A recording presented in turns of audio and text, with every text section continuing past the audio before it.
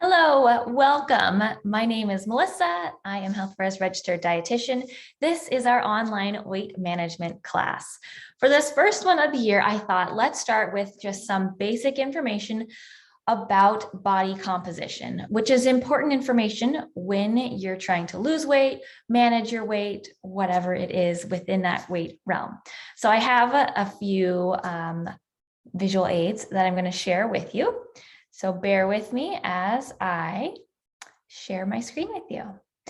Here we are, weight management class, body composition.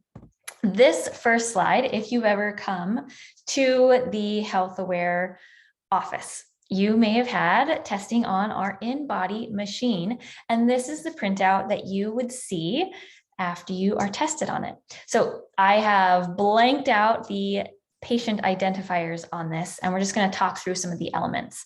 So up at the top, hopefully you can see my cursor. Up at the top, you can see a breakdown of all of the weight components. And some of these are important to notice, and we will talk about some of them a little bit more.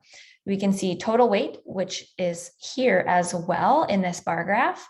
We have lean body mass, which is made up of total body water, and that's found in your organs and your muscles. And this is an important number.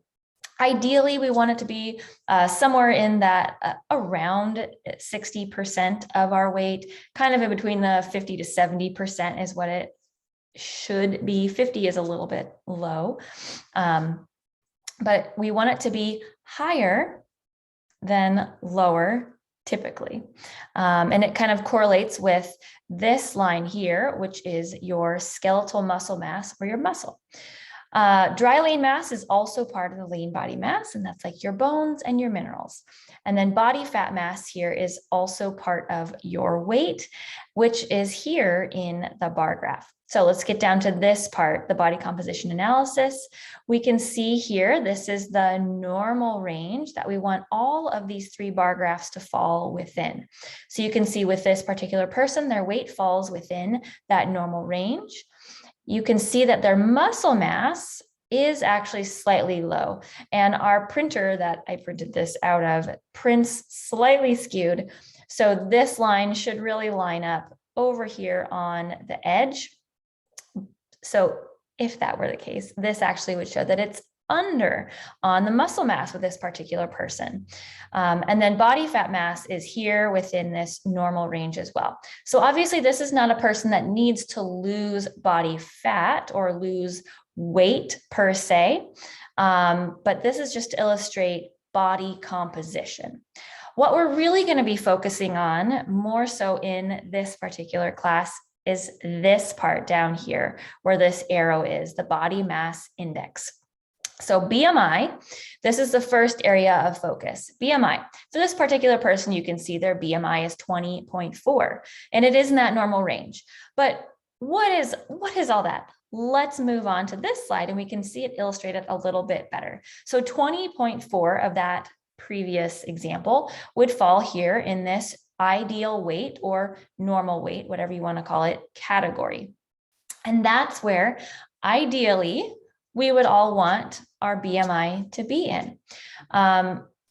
Typically, I don't see a lot of underweight people in the HealthWare office. Underweight is not the norm for Americans these days.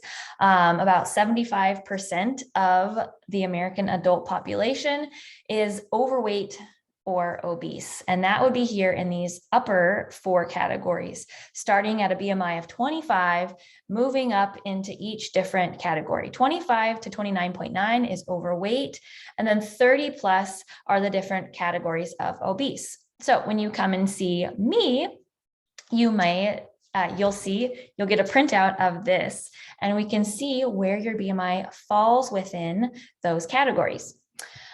This is another chart to help illustrate. So with this one, you can actually see, you can find your height on the side column. You can find your height in inches. So let's say somebody is 5'5", for example, and then you can travel across that line, the 5'5", and wherever your weight falls, let's say they weigh 185 pounds, we can see that that would fall right here in this area. And what is that under? That would be in the obese category. So if you're 5'5" and weigh 185 pounds, you would be considered obese according to the body mass index. If your weight is lower than that, maybe 160, you'd be in the overweight category. And if your weight is lower than that, let's say 130, then you would be in the normal weight category according to BMI. So if you're looking at this, you can find your own height and see where your weight falls and see what your BMI actually is right on this chart. Now, body mass index is not a perfect way to measure our health, to measure our fitness, our fatness. It is one tool that we use. What I mean by this is if you were, for example, a bodybuilder, someone who lifts weights all the time, has huge muscles, maybe is in body weight or body composition type of competitions, the bodybuilding type of competitions, your BMI might be in the overweight or obese category because muscle weighs more, I would say, volume wise. If I had, say, a cup of muscle and a cup of body fat, the muscle is going to weigh more. It is more dense than body fat. So when we have a lot of muscle on our frames, we tend to be heavier even if we are smaller in size. So that's where the body mass index doesn't fully work well for us if you have a lot of muscle on you. The next thing I want to talk about is body fat percent. And that's the next line right below the BMI on this InBody printout, percentage of body fat or body fat percent. You can see for this particular person, 27.3% is their body fat. Okay. And let's look now at these charts. So this gives us a bit of an understanding of what does that number even mean. This chart is for men and I have one for women as well. So let's say that this person is 40 years old, and that would be this column right here. Let's say they're 40 years old, and in the example, their BMI or their percentage of body fat was 27.3. So if we look here in this column, where does 27.3 fall? Well, it's kind of in between these because of the way this is written, but it would be in the poor to very poor category if their body fat percent was 27.3, if they're 40 years old. So the younger you are, the lower body fat is recommended. And then the older you are, the more body fat you are allowed. You can see this bracket here shows you the range of body fat percent that it's ideal to aim within. We want to be in that very lean, excellent, or good category. So ideally for men, I typically just tell them less than 23% is what we're aiming for. And you can see it is going to vary based on age, but in general, for the middle-aged and up population, 23% is kind of the upper limit of that good category. Once we start getting above 23% in those middle age and up ages, that's where we start getting to be fair, poor, and very poor fitness categories based on body fat percentage. For women, that's what this slide is. For women, I typically tell people we want to be below 27%, ideally. Less, you can see down here, less than 33, so 32% or less is by some studies recommended to be satisfactory for health. Ideally, though, most women below 27%, especially in that once you get into that middle-aged and up category, 27% and below is where we want to aim. If you're younger, like with the men, you can see that lower body fat percentages are recommended. So within that bracket category, the very lean, excellent, and good, based on your age, that's where we want to aim. So what does all of this mean, right?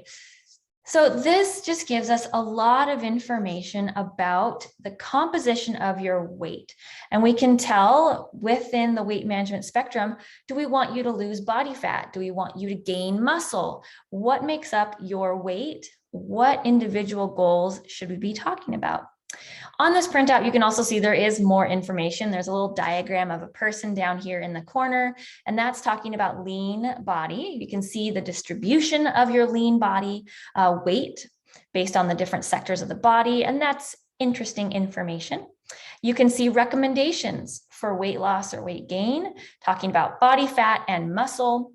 So for this particular person, to be perfect, 100 percentile, ideal, this recommendation would be to lose 4 pounds of body fat. So to pull that number down a little bit and to gain about 10.5 pounds of muscle, which is quite a bit of muscle.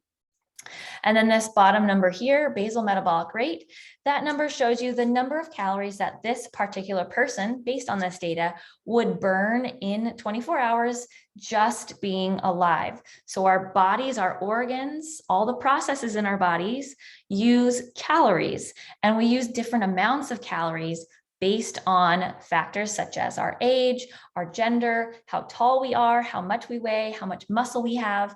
And so those are all into this calculation of basal metabolic rate. And so this particular person, if they just exist for a day, they don't do anything, they lay in bed all day and are just alive, their body uses about 1,257 calories just to keep their regular body functions moving. Ideally, we want that number to be as high as possible because it means you can eat more without it changing your body size, making you gain weight. Anyway, that's a lot of information about our body composition. Just a little bit of knowledge for you. Hopefully you learned something in this short class. If you would like to have your body composition tested and to talk through your weight management goals based on that information, let me know. I'd be happy to schedule an appointment with you in the HealthWare office. Other than that, that's all I have for you. Let me know if you have any questions, any comments, and I will see you next time.